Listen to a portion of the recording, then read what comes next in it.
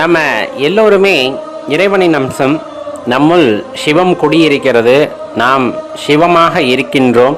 அதை உணர்ந்து கொள்ள வேண்டும் அப்படின்னு சொன்னால், ஞான மார்க்கத்தில் இருக்கிறவங்க பல வழிகளில் அதை உணர்ந்து கொள்கிறார்கள், உணர முற்படுகிறார்கள். அதில் எந்த மாற்று கருத்தும் இல்லை.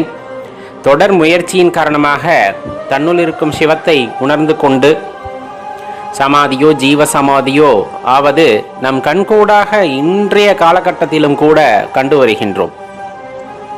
அதெல்லாம் அற்புதமான ஒரு வரம் அப்படின்னு சொன்னால் அதில் எந்த மாற்று கருத்துமே இல்லை.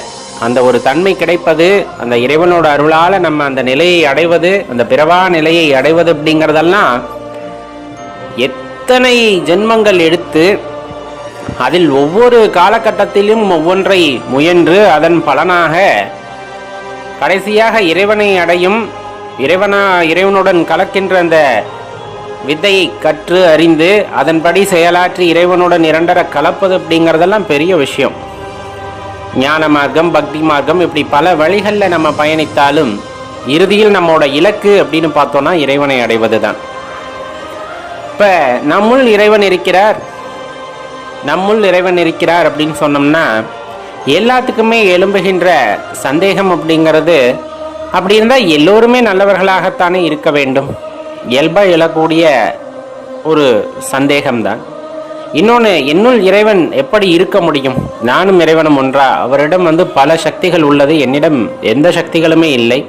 என்னையே என்னால் உணர்ந்து கொள்ள முடியவில்லை, பின்னர் எப்படி என்னுள் அந்த இறைவன் இருக்க முடியும்? இவ்வாறான பல கேள்விகள் நம்முள் எழுகிறது அல்லவா? இதெல்லாம் நியாயமான கேள்விகள் தான். ஒரு விஷயத்த சித்பவானந்தர் ஐயா ரொம்ப அழகாக குறிப்பிடுவாங்க.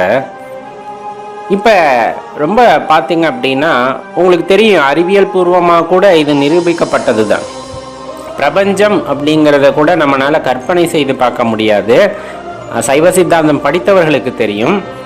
இப்போ நமக்கு தெரிந்து எடுத்துக்கலாம். இப்போ சூரிய குடும்பம் அப்படிங்கிறது எல்லாருமே அறிந்த விஷயம்தான் இல்லைங்களா? சூரியனை மையமாக கொண்டு எல்லா கிரகங்களும் சுற்றி வருகிறது அப்படிங்கிறது அறிவியல் பூர்வமாக நம்ம தெரிந்து கொண்ட ஒரு விஷயம்.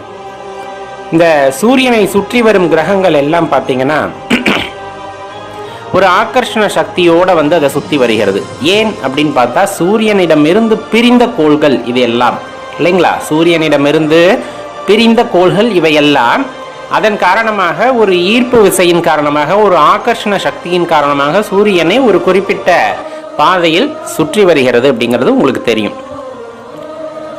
அந்த ஆரம்ப காலகட்டத்தை எண்ணி பார்த்தீர்கள் என்றால் உங்களுக்கு நல்லாவே தெரியும். இப்போ சூரியன் தீப்பிழம்பாக இருக்கிறது அல்லவா? அப்போ அந்த பூமியோ அல்லது மற்ற கிரகங்களோ சூரியனிடமிருந்து பிரிந்து வந்த போது எப்படி இருந்திருக்கும்? அதே தகதகப்பு, அதே போல வெப்பத்துடனே அதுவும் காணப்பட்டிருக்கும்.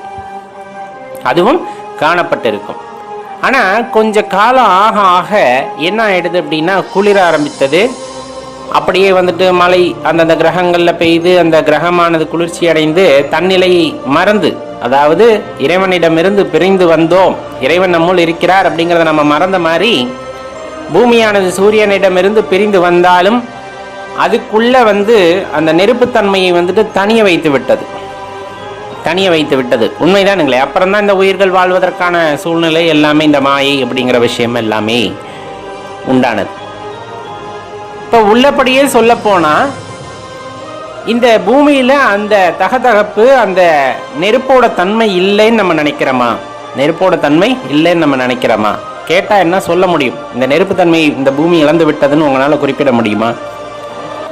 இன்னும் பூமிக்கு அடியில் நம்ம பல தட்டுகளை எல்லாம் கடந்து போனாலும் அந்த நெருப்பு குழம்பானது அங்கு இருக்கத்தான் செய்கிறது. அது இருப்பதை உறுதி செய்வதற்காக தான் ஆங்காங்கே இந்த எரிமலை வெடிப்புகள் எல்லாம் நிகழ்ந்து அந்த நெருப்பு குழம்பு, லாவான்னு சொல்லக்கூடிய நம்ம இப்போ சொல்லக்கூடிய அந்த வகையில் அதெல்லாம் வெளிப்படுது.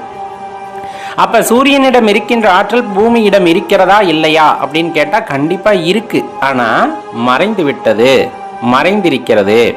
நம்ம வெளியே பார்ப்பதற்கு ரொம்ப குளுமையாக, ரொம்ப ஆனந்தமாக காட்சி தந்தாலும் பூமிக்குள் இருப்பது நெருப்பு குழம்பு அப்படிங்கிறத தெரிஞ்சுக்கணும். அது எங்கேருந்து வந்தது அப்படின்னு பார்த்தோன்னா சூரியனிடமிருந்து பிரிந்து வந்ததிலிருந்து இன்னும் மாறாமல் தகித்து கொண்டிருக்கிறது. இறைவனிடமிருந்து நாம் பிரிந்து வந்தோம். நாம் யார் என்பதை மறந்தோம். இந்த புற உலக வாழ்க்கையில நாட்டம் அதிகமாக கொண்டு இந்த உலக வாழ்க்கையில தான் யார் என்பதை மறந்து விட்டோம்.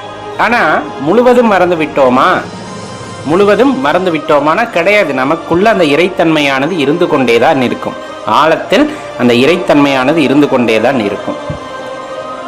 எப்படி அந்த ஒரு அழுத்தத்தின் காரணமாக எரிமலை வெடித்து தன் நிலையை இந்த உலகத்திற்கு உணர்த்துகிறதோ, இந்த பூமி இன்னும் நெருப்பு கோல் போலதான் அப்படிங்கிறத பூமிக்கு உணர்த்துகிறதோ, அதே போலதான் நாம் விடாமல் செய்கின்ற அந்த முயற்சியின் காரணமாக, சாதகங்களின் காரணமாக ஒரு குறிப்பிட்ட காலகட்டத்தில் நம்முள் இருக்கின்ற அந்த இறைவனை நம்மால் உணர்ந்து கொள்ள முடியும்.